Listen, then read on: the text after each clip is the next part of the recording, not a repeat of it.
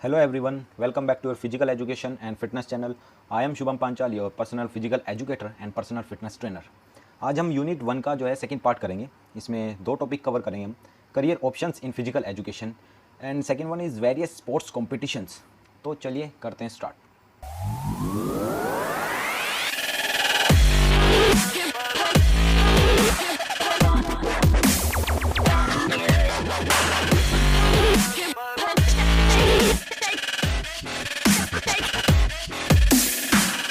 और हमारा पहला जो टॉपिक है वो है career options in physical education.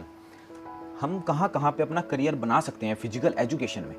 Physical education को एज अ सब्जेक्ट लेके हम कहाँ कहाँ पे जॉब कर सकते हैं, तो वही बात करेंगे. ठीक है, वीडियो को बच्चों पूरा देखना और बिल्कुल एकदम पॉइंट्स में हम बात करेंगे. और चलिए जल्दी जल्दी करते हैं ताकि वीडियो लेंथी ना हो. सबसे पहला पॉइंट है फिजिकल एजुकेशन टीचर. बच्चों आप फिजिकल एजुकेशन टीचर बन सकते हो. आपको पता है आपके स्कूल में एक या दो या और भी ज़्यादा फिजिकल एजुकेशन टीचर ज़रूर होते हैं. वो आपको फिजिकल एजुकेशन सब्जेक्ट भी पढ़ाते हैं और साथ के साथ आपकी स्पोर्ट्स की एक्टिविटीज़ भी कराते हैं. तो आप रिक्वायर्ड क्वालिफिकेशन करके बच्चों आप स्कूल में लग सकते हैं, आप स्कूल में पढ़ा सकते हैं. फिर है फिटनेस ट्रेनर या जिम ट्रेनर. आजकल देखो यूथ को बॉडी बनाने का बहुत ज़्यादा ट्रेंड चल गया है. हमें बहुत ही अच्छे जिम्स जो हैं ओपन हो गए हैं. जितने जिम्स ज़्यादा ओपन होंगे उतने ट्रेनर्स की रिक्वायरमेंट ज़्यादा बढ़ जाएगी. तो आप सर्टिफिकेशन करके अपनी जिम की सर्टिफिकेशन करके जिम ट्रेनर भी लग सकते हैं और आप ट्रेनिंग करा सकते हैं. ठीक है. फिर आता है कोच, स्पोर्ट्स कोचिंग. आप कोच बन सकते हैं बच्चों. स्पोर्ट्स कोचिंग का एक डिप्लोमा होता है. ठीक है, वो करने के बाद में, वो कंप्लीट करने के बाद में आप स्पोर्ट्स कोच बन सकते हो. आप बच्चों को ट्रेंड कर सकते हो अलग अलग डिफरेंट गेम्स में. ठीक है. फिर स्पोर्ट्स मैनेजर. अब देखो जितने भी इंटरनेशनल टीम्स हैं, हमारी क्रिकेट की टीम है, वॉलीबॉल की टीम है, तो उनके साथ में एक मैनेजर ज़रूर रहता है. बच्चों वो अपने सारा काम खुद नहीं करते. जैसे उनको ट्रैवलिंग का हो गया, उनका स्टे का हो गया, कहाँ रुकेंगे. तो विराट को जैसे इंडियन क्रिकेट टीम है तो विराट कोहली खुद थोड़े देखेगा कि इसको कहाँ पे रुकना है या कहाँ पे कैसे मैनेज करना है. तो उस सब चीज़ों को मैनेज करने के लिए उनके पास में खुद का पर्सनल स्पोर्ट्स मैनेजर होता है टीम के साथ में. तो आप इसमें भी आप अपने एज ए फील्ड लेके इसको आगे जा सकते हो और उसमें भी जॉब कर सकते हो आप. ठीक है. फिर नेक्स्ट है स्पोर्ट्स मेडिसिन ऑफिसर या मेडिकल ऑफिसर भी कह सकते हैं. जैसे आपने हर एक गेम में देखा होगा कि किसी को चोट लग जाती है या किसी तरह की परेशानी हो जाती है या कुछ पेन या किसी हेल्थ से रिलेटेड कोई प्रॉब्लम हो जाती है, तो उनके पास में उनका पर्सनल जो है मेडिकल ऑफिसर होता है ताकि वो अपने प्लेयर्स को डील कर सके. पर्सनल क्यों होता है? क्योंकि उन्हें पता होता है किस प्लेयर को किस टाइप की मतलब कि ट्रीटमेंट देना है, किसी को एलर्जी तो नहीं है किसी मेडिसिन से. फिर आता है स्पोर्ट्स राइटर. जितने भी आप बुक देखते हो, आप जितने फिजिकल एजुकेशन की बुक पढ़ी होगी आपने, तो ये भी कोई फिजिकल एजुकेशन वाला ही कर सकते हैं. जब आपको पता ही नहीं होगा फिजिकल एजुकेशन के बारे में तो आप कैसे लिख दोगे. तो आप स्पोर्ट्स राइटर भी बन सकते हो. और फिर आता है स्पोर्ट्स ऑफिशियल्स, रेफरीज, एम्पायर. आप ये भी बन सकते हैं बच्चों. आप गेम के रेफरी या एम्पायर बन सकते हैं. जैसे क्रिकेट, वॉलीबॉल, एथलेटिक्स, हर एक चीज़ में एम्पायर और रेफरी कंपलसरी हैं. बिना उसके टूर्नामेंट ही नहीं हो सकता. तो आप एम्पायर भी बन सकते हैं. जैसे मैंने जो एथलेटिक फेडरेशन ऑफ इंडिया की तरफ से एक टेस्ट कंडक्ट कराते हैं बच्चों, पेपर क्लियर है मेरा, तो डिस्ट्रिक्ट लेवल पे जितने भी एथलेटिक्स की मीट होगी मेरी एज ए ऑफिशियल वहाँ पे ड्यूटी लगेगी और उसके बिहाफ पे मुझे पेमेंट मिलेगी. तो आप भी ऐसे ही अपनी करियर बना सकते हैं इसमें एज ए एम्पायर या ऑफिशियल. फिर आता है स्पोर्ट्स पब्लिशर. अब जितने भी स्पोर्ट्स की आपकी बुक होंगी या जिन्होंने किताबें लिखी होंगी उनको पब्लिश भी तो कराना होता है बच्चों. तो स्पोर्ट्स पब्लिशर का काम यही होता है कि जो जितनी भी बुक्स हैं उनको एक प्लेटफॉर्म देना, उनको पब्लिश करना. ठीक है. फिर आता है स्पोर्ट्स न्यूट्रिशनल, मतलब कि स्पोर्ट्स डाइटिशियन का भी आप कोर्स कर सकते हैं. जितने भी बड़े बड़े एथलीट हैं बच्चों, जितने भी स्पोर्ट्समैन हैं, वो ऐसे ही नहीं अपनी मील प्लान करते हो. उनका पर्सनल, हर एक टीम का पर्सनल स्पोर्ट्स डाइटिशियन होता है जिसने एक क्वालिफाइड मतलब कि उसने कोर्स किया होता है उस फील्ड में डाइट से रिलेटेड. वो उनकी डाइट बनाता है, हर एक दिन की अलग अलग डाइट.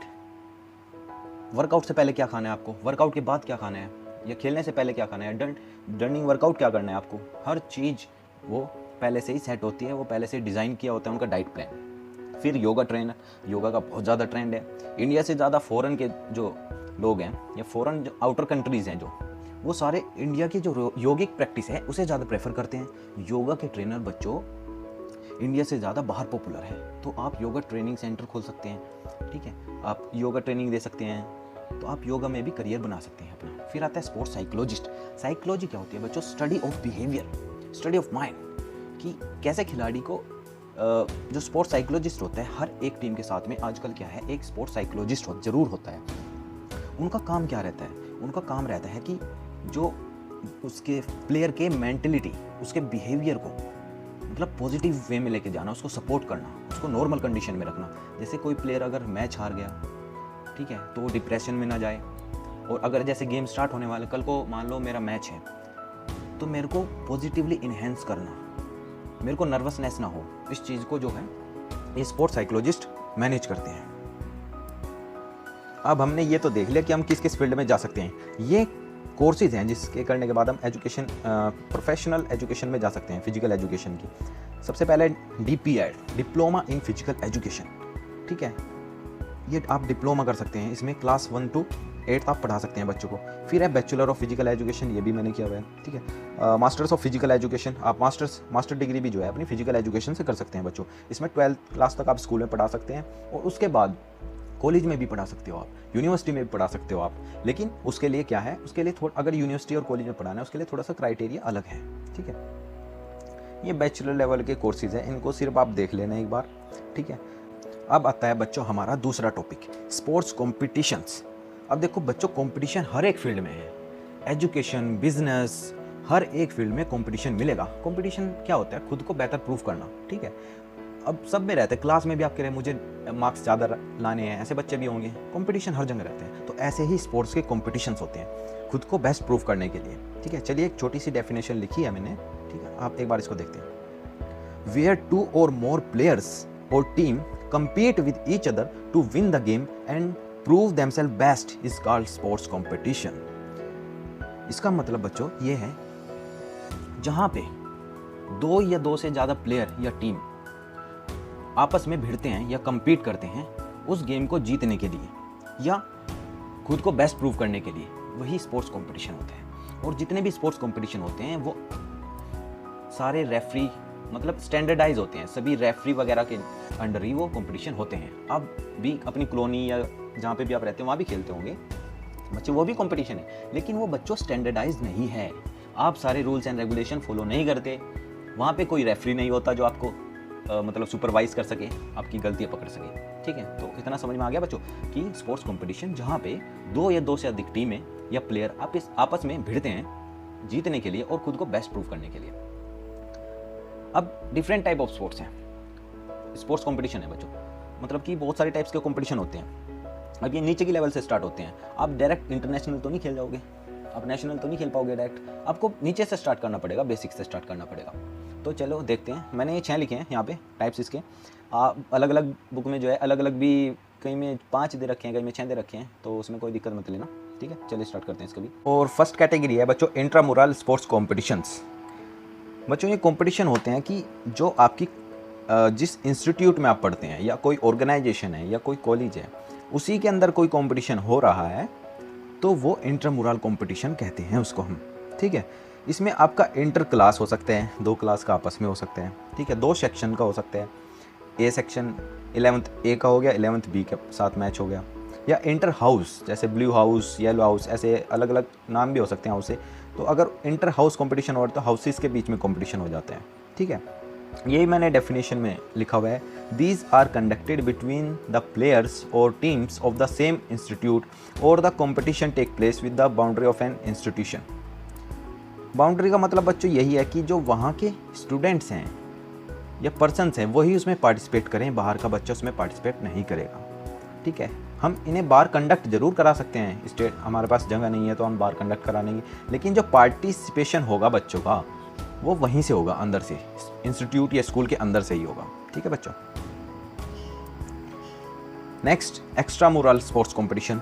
अब देखो, अब जैसे हमने बच्चे निकाल लिए बेस्ट हमारे स्कूल में से, अंदर स्कूल के अंदर कंपटीशन कराया, अपनी एक वॉलीबॉल की टीम हमने बना ली, ठीक है। इंट्रामुरल कंपटीशन करा के हमने बेस्ट 6 प्लेयर निकाले या 12 प्लेयर निकाले वॉलीबॉल के।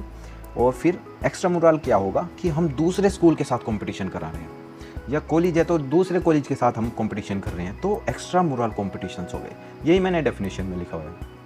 These competition are organized between the player or team of 2 or more institution वहाँ पे बच्चों एक के साथ भी कर सकते हैं या बहुत सारे हों। जैसे एग्जांपल ले लेता हूँ सहारनपुर का, यहाँ पे DAV है, सरस्वती विहार है, ठीक है, आशा मॉडर्न है।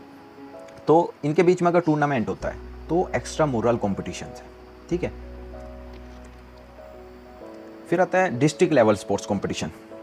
अब देखो डिस्ट्रिक्ट लेवल, अपने डिस्ट्रिक्ट के अंदर जो कंपटीशन होता है, कोई भी डिस्ट्रिक्ट ले लो आपका, जो भी आपका डिस्ट्रिक्ट है, सहारनपुर, मुजफ्फरनगर, मेरठ या और भी कोई डिस्ट्रिक्ट है, ठीक है। तो उसके अंदर जो कॉम्पिटिशन्स हो रहे हैं, देखते हैं इसमें क्या लिखा है, ओनली द पीपल या player of particular district take part in these competitions.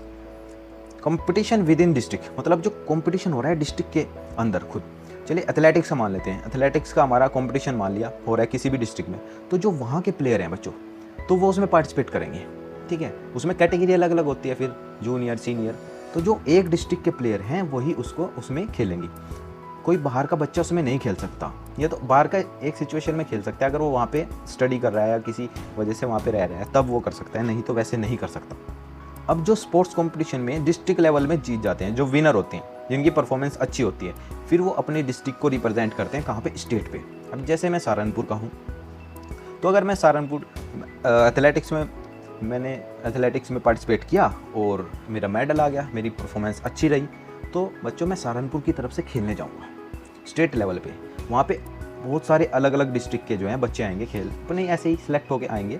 तो स्टेट लेवल पे हम अपने डिस्ट्रिक्ट को रिप्रेजेंट करते हैं, ठीक है। इसको स्टेट लेवल स्पोर्ट्स कंपटीशन कह सकते हैं, या inter district competition. Inter district मतलब डिस्ट्रिक्ट जितनी हैं जिलों के बीच में, किसके बीच में, जो जिले हैं या डिस्ट्रिक्ट हैं उनके बीच में कंपटीशन हो रहा है, यही लिखा हुआ है। इंटर डिस्ट्रिक्ट और state level competition are those competitions where individuals और teams of more than 2 districts compete with each other, ठीक है। जहाँ पे 2 या 2 से ज़्यादा डिस्ट्रिक्ट के बच्चे आपस में कम्पीट करते हैं, भिड़ते हैं, ठीक है, जीतने के लिए। For example competition between Saharanpur and Meerut volleyball team.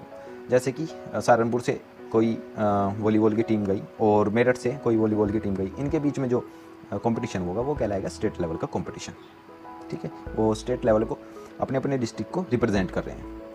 फिर आता है नेशनल लेवल पे। अब ऐसे ही जो टीम स्टेट में जीत गई, फिर वो आगे नेशनल में रिप्रेजेंट करेगी।